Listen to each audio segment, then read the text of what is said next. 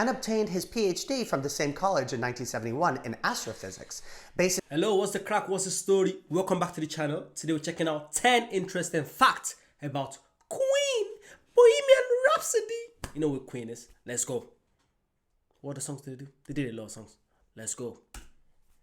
Bohemian Rhapsody, Killer Queen, Brighton Rock, and so many more rocking songs from English rock band Queen.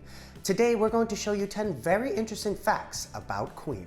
Let's get into it. Let's go. Shortly before the release of Queen's debut album in 1973, Freddie Mercury designed the Queen CREST logo for the band. Inspired by the zodiac signs for its members, 2 lions represented Deacon and Taylor, a crab for May, and 2 fairies for Virgo, Freddie Mercury.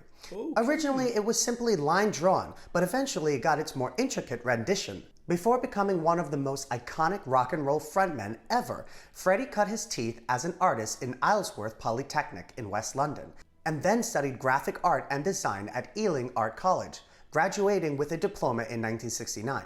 With this crest, he put those degrees to good use. Aside from being a renowned lead guitarist, Brian May can also say he's a luthier. The Red Special is an electric guitar designed and built by Brian and his father when he was a teenager in the early 1960s. She has some other names, including Fireplace and the Old Lady. After witnessing Jeff Beck, Brian insists that the Red Special behave as if it was alive and interact with him and the surrounding atmosphere. So it was designed to feedback.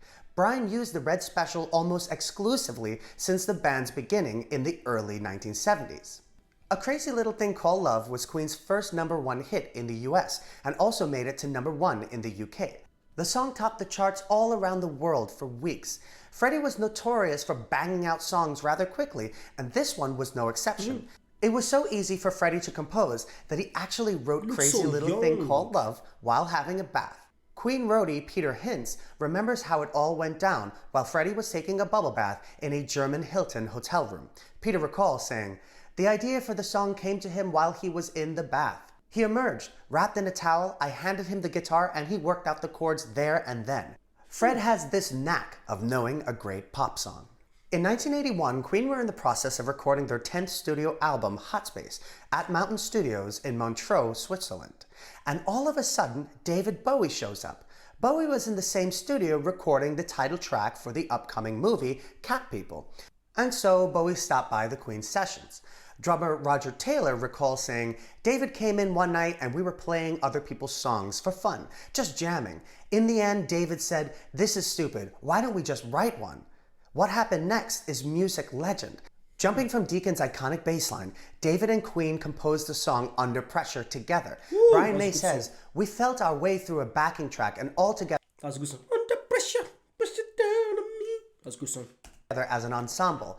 When the backing track was done, David said, "Okay, let's each of us go in the vocal booth and sing how we think the melody should go, just off the top of our heads, and we'll compile a vocal out of that." And that's what we did. It's a very common occurrence for rock and rollers and even generally extra successful people to be college or even high school dropouts. But the members of Queen were rather well educated, to say the least. Freddie had his visual arts education, guitarist Brian May studied mathematics and physics at Imperial College London, and obtained his PhD from the same college in 1971 in astrophysics. Bassist John Deacon is an electronics engineer who built some of the band's equipment, including their trademark Deaky amplifiers. And get this, drummer Roger Taylor went to the London Hospital Medical College to study dentistry in 1967, but got bored of it and instead switched to biology, obtaining a bachelor's at East London Polytechnic. Not bad for a bunch of rock and rollers. As part of the Royal Mail's Millennium series, Freddie Mercury, who had passed away in 1991 from AIDS, was honored with a stamp. He was a stamp collector as a child, so this was quite fitting. But of course, some folks objected to any stamp being issued to honor Freddie, because as they ignorantly put it, his degenerate lifestyle. I know, it was 20 years ago, but doesn't it start to get annoying how lame people can be to one another? Anyway, another controversy surrounded the stamp, and not exactly in the way you might think. On the stamp is a small rendering of drummer Roger Taylor in the background. Turns out there's a regulation for the Royal Mail stamps that includes a provision that the only living persons who can be depicted on stamps are members of the British royal family. But the Royal Mail quite flatly put it to rest by mentioning that Queen Elizabeth herself approved the final design. Freddie believed his stage image prevented him from keeping his relationships. Where his onstage persona was larger than life and extraordinarily vivacious, Freddie's true personality was calm and rather shy. Freddie says, I created a monster. I'm handicapped because people think I'm like that. When I'm trying to get a relationship together, I'm the nicest person you could meet. My dear, I'm a peach. Most rock and roll bands had a fan club, but none has lasted as long as Queen's official fan club. Just celebrating their 46th anniversary in February, the fan club was created in response to the overwhelming demand for information on the new band, Queen. In the mid-80s, Freddie was becoming disillusioned and began searching for something new.